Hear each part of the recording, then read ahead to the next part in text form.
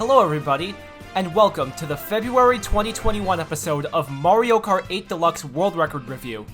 My name is Awoken, and I'd like to start off by saying thank you all for the massive amount of support that the January videos got. It really means the world to everyone that works on these videos that you guys are enjoying them so much, and it gives us so much more motivation to continue making the series.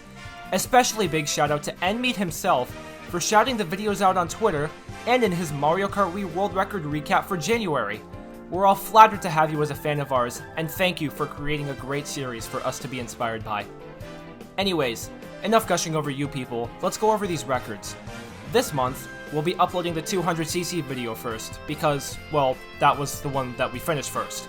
In February, 40 world records were broken across 12 unique tracks. So, without further ado, let's jump in, shall we? Here are all of the 200cc world records that we saw happen in February of 2021. Enjoy! As we mentioned last month, the first 200cc world record of February came just 15 minutes after the month began. On February 1st, Technical improved his own world record on Rainbow Road by a massive 112 milliseconds to set a 132.174. This run is one of Technical's most cleanly driven runs ever on this track. It is incredibly fast and in all honesty blows his mind.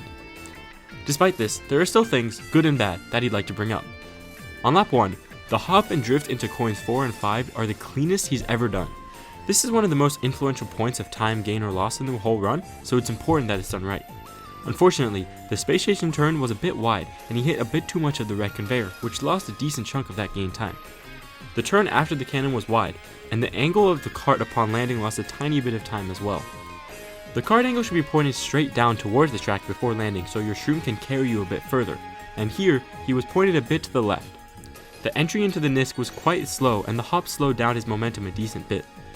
The last turn was wide, but the hop saved it as it was very early and very fast. Overall, the mistakes on lap 1 could have accounted for around a 40 to 50 millisecond time loss. Lap 2 was much better driven. The space station turn on lap 2 was much tighter than on lap 1 and definitely saved time. For what seems like a simple and insignificant turn, it really does influence a lot of time gained or lost. Here, barely any of the red conveyor belt was touched, which was nice. The kart angle after the cannon was bad again for the same reason, and the path switch Nisk hop was a bit slow, despite the entry being good. Ideally, for this entry, you want to land in the middle of the frontmost triangular portion of the track. This carries momentum more through the air and ultimately lands you further ahead on the track. The last turn was corrected, but the hop was a bit late, adding up to a noticeable 40 millisecond time loss on lap 2. Lap 3 started out a little shaky actually. The first turn was quote, painfully average, and he braked too long on the turn directly following, losing around 25 milliseconds overall. The space station was very clean though. Upon landing from the cannon, Technical accidentally held his control stick to the left for a bit too long, causing him to take the turn slowly and more wide. In future runs, he's going to attempt to implement a neutral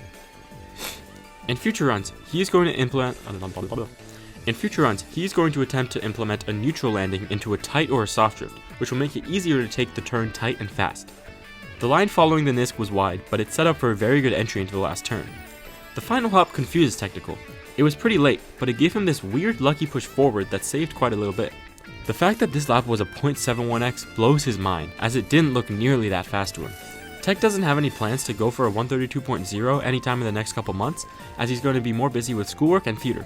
But one day, he wants to reach that mark. He is extremely happy with his time, and wouldn't mind if it stood for a long time.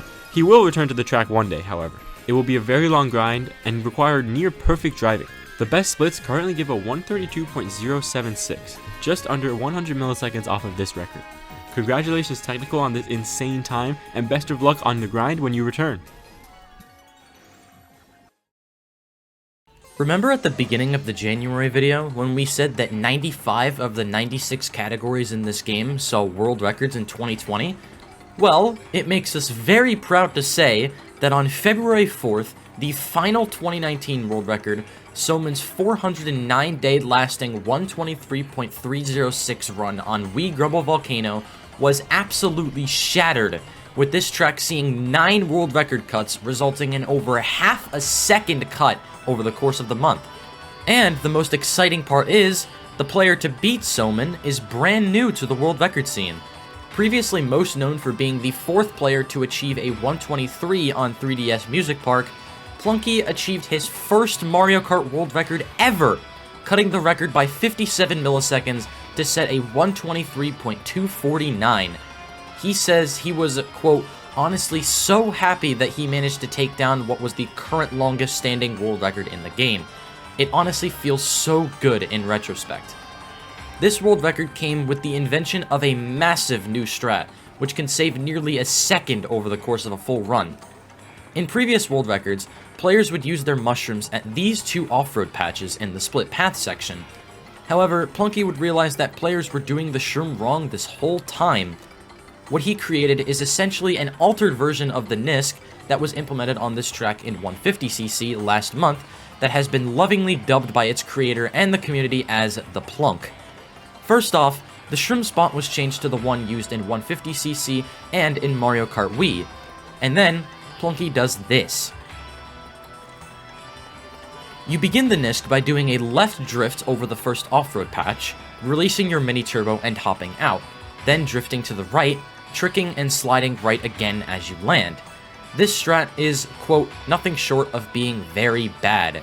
Plunky has spent a long time searching for a precise spot to land to not get slowed down by this mud as you land, but has had no success. He has gotten both good landings and bad landings from pretty much every spot of this off-road patch imaginable, and thinks that the strat is just random. Last but not least, the vehicle of choice for this track has switched from Cat Cruiser to Biddy Buggy.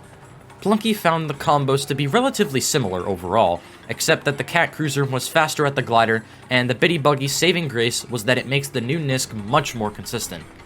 Plunky notes that Cat Cruiser can still absolutely get the world record here, but it would be so much harder and more inconsistent to get a good enough run. Now let's talk about the run itself. Plunky says that his lap 1 is by far the weakest lap of this run. He had a good first turn, but a very weak cave section. Then, his mini turbo would not charge fast enough at the glider, which caused him to miss the low glider and the coin, which is a major loss at world record levels. Low glider is a technique in which you release your mini turbo off a glider ramp and press R again as soon as possible without getting a trick, causing you to come off the glider ramp lower, saving time, and, in this case, also making the glider coin easier to collect.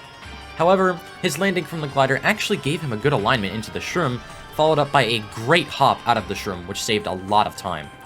His NISC was also very good, and so was the last trick. High tricks are common on this ramp, and Plunky was happy to not have gotten one. Plunky says his lap 2 was the strongest lap in this run. It was overall very solid up until the plunk, with a not so great hop out of the shroom. The first part of the NISC was good, but was slowed down by the mud upon landing from the NISC, which caused him a 0.2 lap 2, as well as a 0.1 or even 0.0 overall time. He was very nervous on lap 3, almost choking right at the beginning when he was too far right and nearly hit the wall at the first counter hop.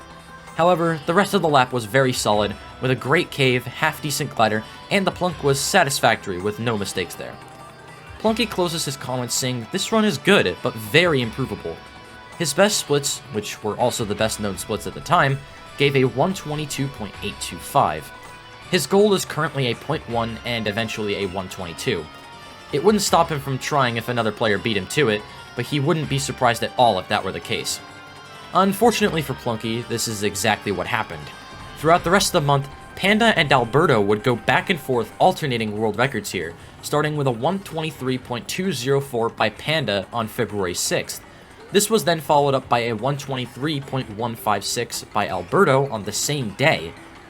On February 7th, the record would be lowered twice by each player, alternating between them the whole way through.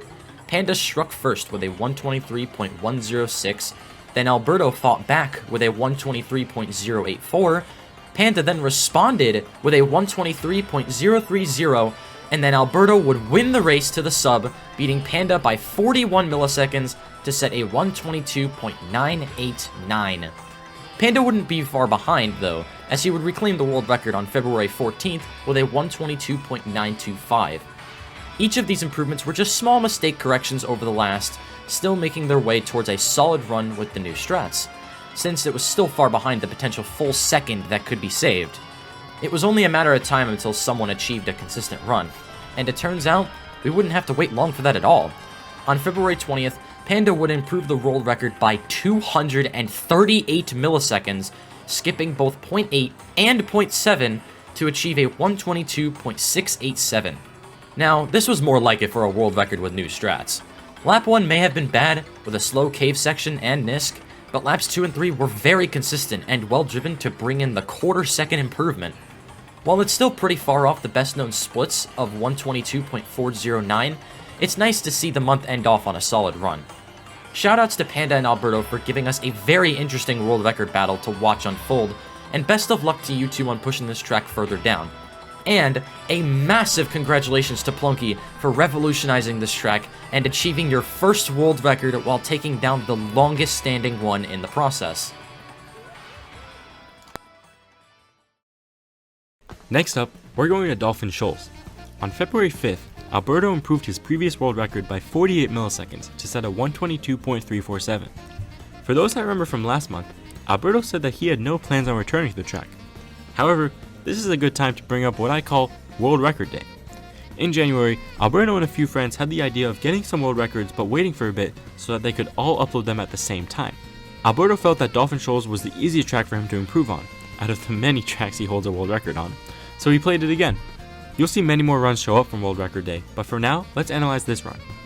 Alberto was really satisfied with how this run went overall. As mentioned last month, Alberto opts to only get 2 tricks on the EO lap 1 instead of 3 as it is more consistent. His lap 1 on this run was good for that strat. Lap 2 actually had a small new strat on the EO, which Alberto says isn't really faster but is way more consistent and also much faster than going for 3 tricks and missing the last one, which happened on his previous record. The strat consists of doing just 2 tricks and then holding down on the analog stick to go upwards and preserve the speed from the tricks. The turn after exiting the water was taken fairly wide, which was the biggest mistake in the run, but Alberto doesn't think that he could have gotten a 0.2 anyway. Lap 3 was the strongest lap in the run, and Alberto said that, quote, everything just went the way I wanted it to. The current best splits on this track give a 122.210, but Alberto probably won't return to the track for a bit. Congratulations on your time here this month. Also on World Record Day, P improved his 258-day lasting world record on Excitebike Arena by a huge 187 milliseconds to achieve a 115.464. Overall, P said that the run was really nice, and that he was surprised by how much he cut from his previous time. Excitebike Arena has a lucky ramp, where you get a little air from this ramp, which then lets you get the trick boost and start your drift on the last ramp of the straight, which makes it possible to chain a UMT after the shroom, saving around 100 milliseconds over the regular strat, which is drifting off the second to last ramp and releasing an MT into a slip, then shrooming and getting an SMT. This can only be done lap 1, and P says that had he gotten it in this run, it would have been an outstanding time, but he is still happy with it nonetheless. Now let's go over each lap. On lap 1, the first 2 drifts were really good, and he kept momentum in the correct direction before the SMT, which he got very early. After tricking, he saw that he didn't go far enough to get the lucky ramp, so he drifted, but got high air which lost him a few frames. He got a very tight shortcut and good counter hops before the boost panel drift, but released the SMT after a bit late to hit the coin in a more consistent way. He had a great line towards the second boost panel and got a good MT ramp and low air from the trick on the metal ramp, which saved about 2 frames. On lap 2, the beginning was good, but when he tricked at the 9th coin, he went a bit higher than expected, costing about a frame. He got bad alignment for the shortcut, which made him go wide and lose about 2 frames. He did manage to chain the UMT and got very good hops before the first boost panel drift. He got the SMT in the air very early, so he released before he hit the ground to make the next drift easier, and got a good line towards the second boost panel ramp. The last turn was pretty wide, but the trick on the last ramp saved the lap. He got low air, but most importantly, he kept the momentum from the MT done before the 2 hops really. He also got the slide after the trick, which he had missed on lap 1. Lap 3's beginning and shortcut was similar to lap 2's, meaning good and wide, and he did have a very good line through the air after the first boost panel drift. The last turn was very good, but he nudged the joystick before releasing the last MT. By the way, the trick is missed on purpose, as the trick boost would be mostly in the non-existent lap 4. P says that there is quite a bit of room left on this track, and he plans on returning sometime later this year as he is going to play some other tracks now. The best splits currently give a 115.325. Congratulations, P, on your world record here this month. The next track to be improved on World Record Day was SuperFX Subway. Alpaco improved the record by 64 milliseconds to set a 113.589. This is Alpaco's first 200cc world record, and overall he is really happy with this time. Lap 1 was very nice, though he says that the general driving could be improved. Lap 2 was also good, but he missed the SMT in the tunnel before the shortcut. Alpaco also says he could have gone a bit tighter during this shortcut. A midpoint 4 is still a very good lap though. Lap 3 was actually the best known split at the time. The stairs and the NISC were super clean, which carried the lap. Alpaco's best splits overall give a low 113.4, and he said he might try for the .4 in the future. The next day, on February 6th, Alberto would reclaim his world record, improving Alpaco's time by 59 milliseconds to get a 113.530. Alberto said that lap 1 was good, except for the turn into the NISC being wide, which cost a .5 lap. The lap 2 first underground turn was slow as he didn't stick to a solid line after tricking.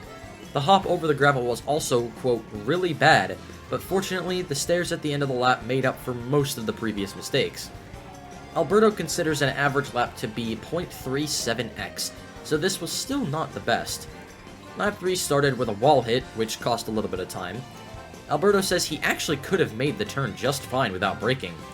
The rest of the lap was good, but not perfect. The next day, on February 7th, Alberto would improve once again, this time by 20 milliseconds to achieve a 113.510. This time came right after subbing Grumble Volcano, and he actually improved quite quickly. On lap 1, the biggest mistakes were the turn after the gravel hop and very slow stairs. The lap 2 underground turns were bad once again, and the stair trick was a bit high, which messed up his flow, forcing him to shroom later to survive. The first half of lap 3 was really bad, with a really wide first turn and first underground turn. However, the lap was hard carried by an insane trick, directly followed by a fast NISC. The next day, on February 8th, Alberto would get his final improvement of the month, this time by 65 milliseconds to set a 113.445. Alberto says it was much better than his previous runs, but there are still some mistakes that he wishes he could have avoided. Lap 1 was strong for the most part, but at the end of the lap he got a super high trick on the stairs that made the NISC bad. The lap 2 underground first turn could be better, and the last shroom was wide. Lap 3 has no big mistakes, but Alberto says it can be improved slightly. Overall, he's satisfied with this run and didn't expect it to be such a big cut. The best splits give a 113.381, and Alberto says he can definitely improve, but doesn't know if he'll try again. Congratulations to both Alpaco and Alberto on your records here this month.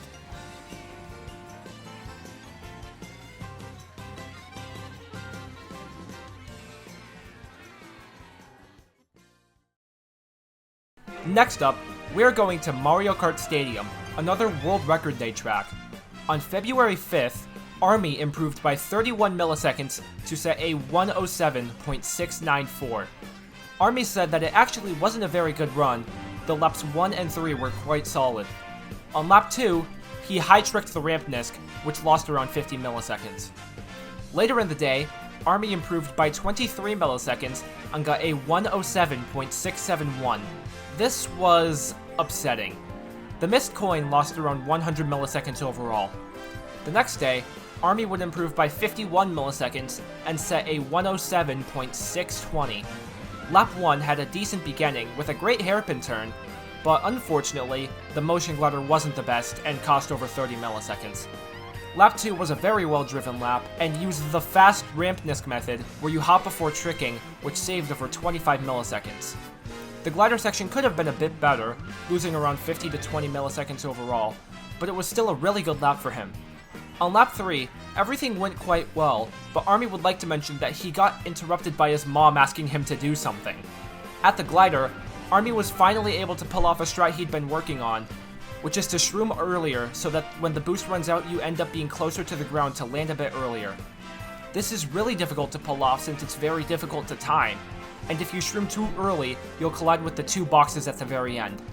Also, if you're too tight, you'll end up landing too early and lose around a second. This strat is only viable for lap 3 since it makes the following lap entry very slow and saves around 20 milliseconds. For now, Army doesn't have plans to improve the track further. He says he may come back one day and get a 0.5, but it will be quite hard considering that the best known splits currently give a 107.488. Congratulations, Army, on your improvements here this month.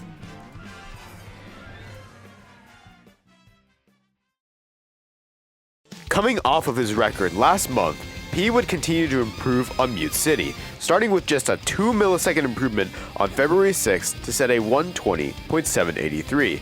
P said that this improvement sort of came out of nowhere, as he was having a pretty bad session. Lap 1 had a very strong start. At the spinner section, he went on the right side of the second spinner, which makes your line slightly worse and lost about a frame. The lap was around a 0.1 pace, but entering the shortcut, he got a lot of air from the first hop, which delayed the second hop and messed up his timing for the third hop as well. This lost around 60 milliseconds, but P got a good NISC and had minimal nudging in the air to still get a good lap overall. On lap 2, he hit the second boost panel in the first turn wide, which messed up the line he aimed for towards the third panel, resulting in a very weak first turn. After a good spinner section, the line going for the last 2 coins wasn't the best and cost about a frame. He got slow hops at the SC again, but gained a bit of time back by getting the lucky edge grind. He was pointing too far to the left when tricking at the NIC, which required some turning in the air, losing around 1 to 2 frames. Lap 3 had an okay beginning, and at the spinner section of the second MT were released too early, which wasted boost time as it overlapped with the boost from the spinner. The hops before the SC were perfect for once, but the shroom was a bit late. Like in lap 2, he had to correct his alignment in the air, which cost a new BKS. He says that a 0.13x lap 2 is doable, but he hasn't managed to pull it off yet. When he crossed the line, he didn't even remember if it was a world record, and when he realized it was just 2 millisecond improvement, it didn't quite excite him that much. However, 3 days later, on February 9th, P would improve by 45 milliseconds to achieve a 120.738. P is very satisfied with this run, and says he thinks it's actually his first consistent run on the track. Lap 1 was extremely good. After a rocky start with a bad first turn and going right off the second spinner, he got a really good SC, plus the lucky edge grind, followed by hopping very close to the wall, which gave perfect alignment at the NISC. This run introduces a small new strat found by Zarusuke, which is to do a right side trick on the final ramp. This is more of an optimization rather than a strat, as it only saves around 5 milliseconds per lap. But since Mute City is really close to its limit, every time save helps out. Being in the air is slightly slower than being on the ground on this track, so the right trick is faster than an up trick here, which is what would happen as you point the stick up to bring the vehicle down. The timing is difficult because if you nudge right too early, you'll steer in mid-air, which loses time. P emphasizes how little this strat saves, and he only got it to save time on lap 1 in this run. On lap 2, he lost about a frame from his line going into the coin panel and was extremely close to missing the last boost panel before going into the SC. The rest of the lap was driven well. Lap 3 had a pretty bad first turn, but was followed by a great spinner section with an amazing line, only losing less than a frame to the MT boost overlapping with the second spinner. The hops into the SC were slow, which resulted in shrooming later than usual, but the NISC had very fast alignment. He landed on the ramp earlier, which usually loses time, but P was very lucky and somehow kept his speed. Though there's still room for improvement, the room for mistakes has been reduced significantly. Getting a 0.6 on this track is P's ultimate goal, but he's going to take a break for grinding on this track for now. The best splits give a 120.631, which P says requires perfect shortcuts, perfect lines, and great NISCs all 3 laps. Congratulations P on your times this month, and best of luck on achieving the 0.6 when you return. Next up, we're going to DS Tick-Tock Clock. This track saw just one record, with Stir coming back after over a year to improve Soman's time by 12 milliseconds to set a 113.660 on February 10th. Stir wanted to bring his total record tally up, and he saw this record as one of Soman's weakest, so he went for it.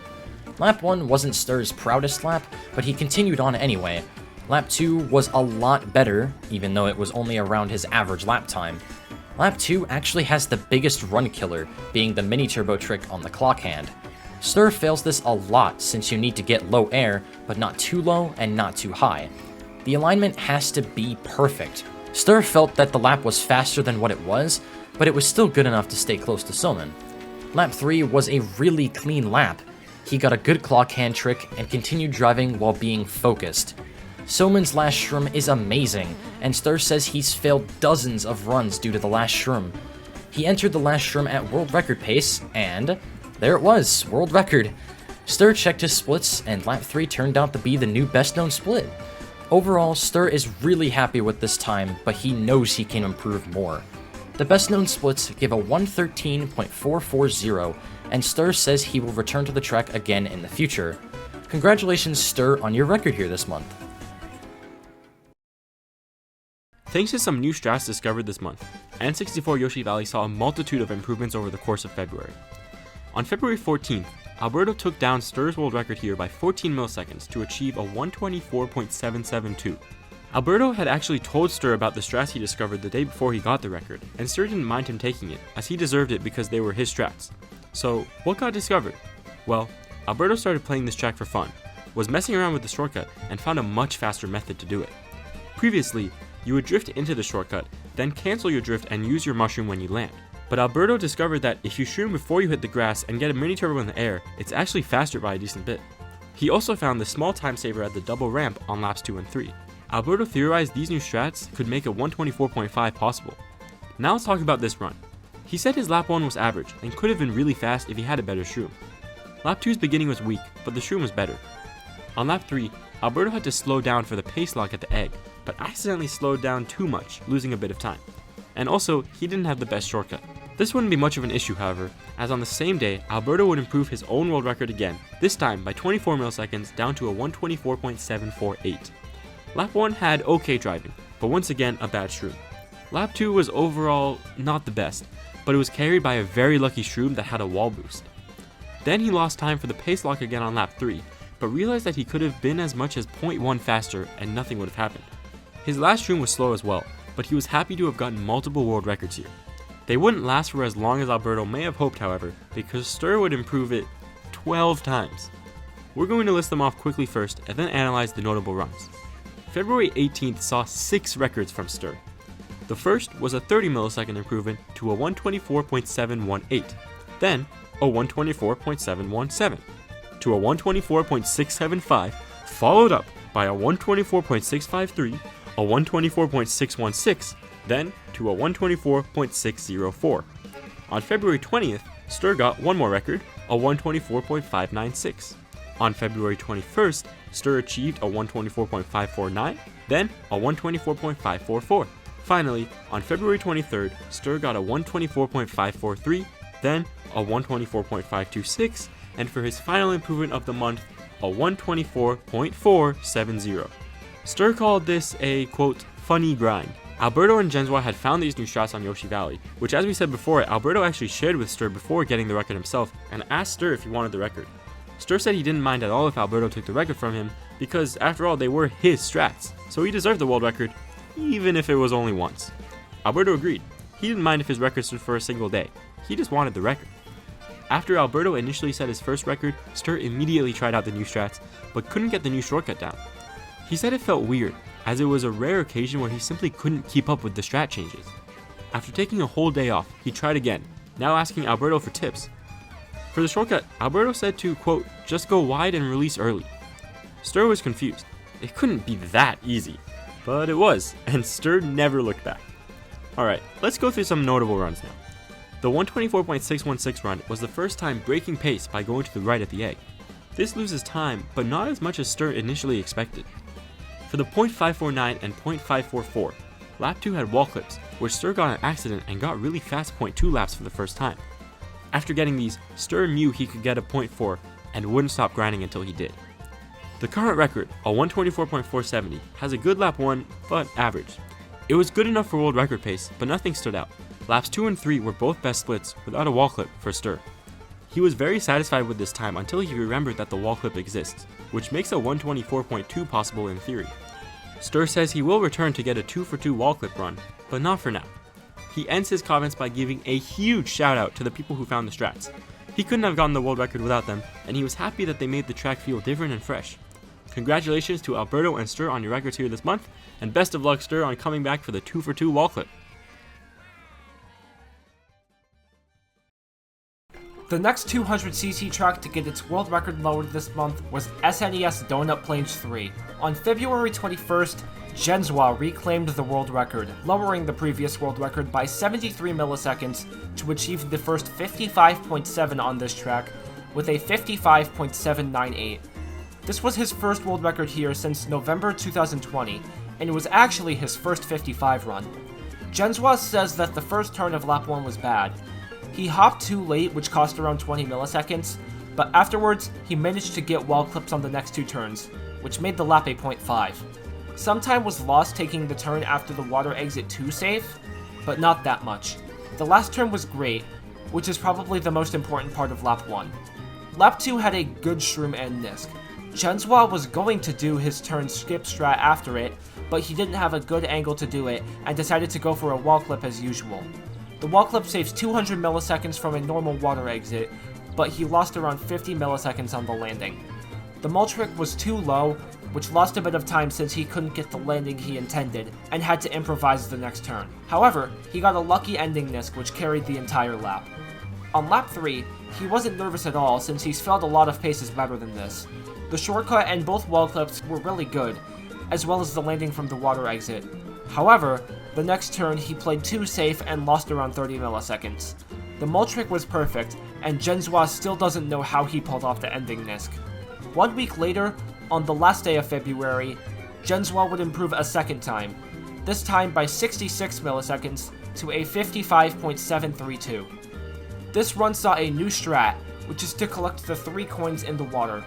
This saves about 150 milliseconds overall, and can be done on either lap 1 or lap 2. Lap 1 wasn't technically perfect, but can be considered perfect because of the pace lock at the mul trick.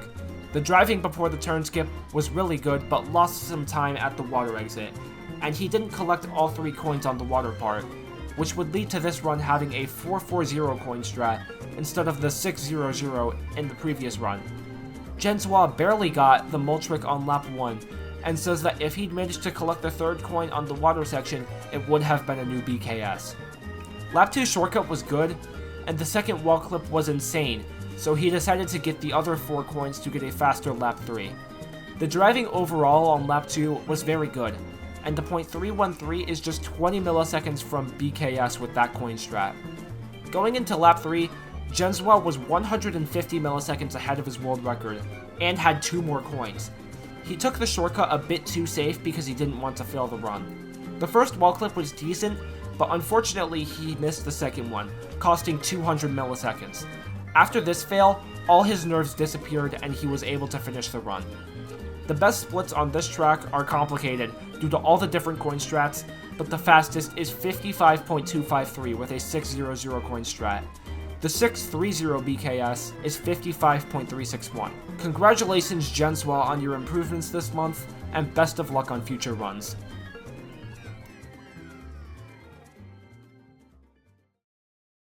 February also saw one improvement on GCN Dry Dry Desert.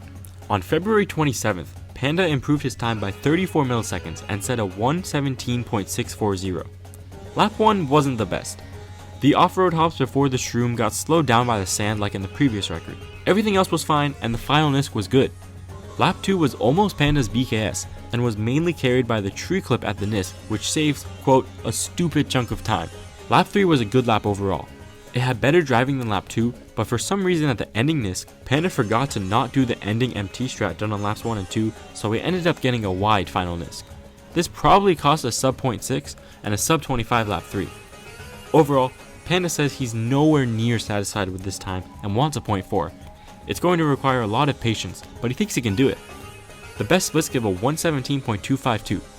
Congratulations Panda on your improvement this month, and best of luck on lowering this track further in the future. For the last track of the month, we're going to GCN Baby Park. On February 28th, Alpha would reclaim his world record here, improving the record by 59 milliseconds to achieve a 45.137. He had been trying to beat Eternal X using the old 6-coin strategy, but wasn't able to do it. He started to give the 10-coin strat another try and reclaimed the world record after only a few hours. If you don't know the difference between the 6 and 10-coin strats, be sure to check out the January video from last month. Alpha says that he will stick to the new strats for now, but might give the old strats another try in the future. Let's go over the laps. Lap 1 was nothing too special. Alpha generally aims for a 0.7, but the low 0.8 he got was fine as well. The wall clip was average and the coin turn was a bit wide, losing a bit of time. Lap 2 is probably the worst lap of the run.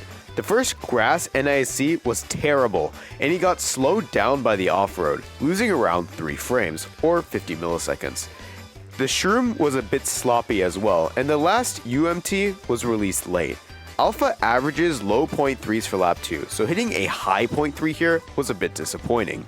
Lap 3 through 6 was very strong, and Alpha is still shocked that he got all of them back to back.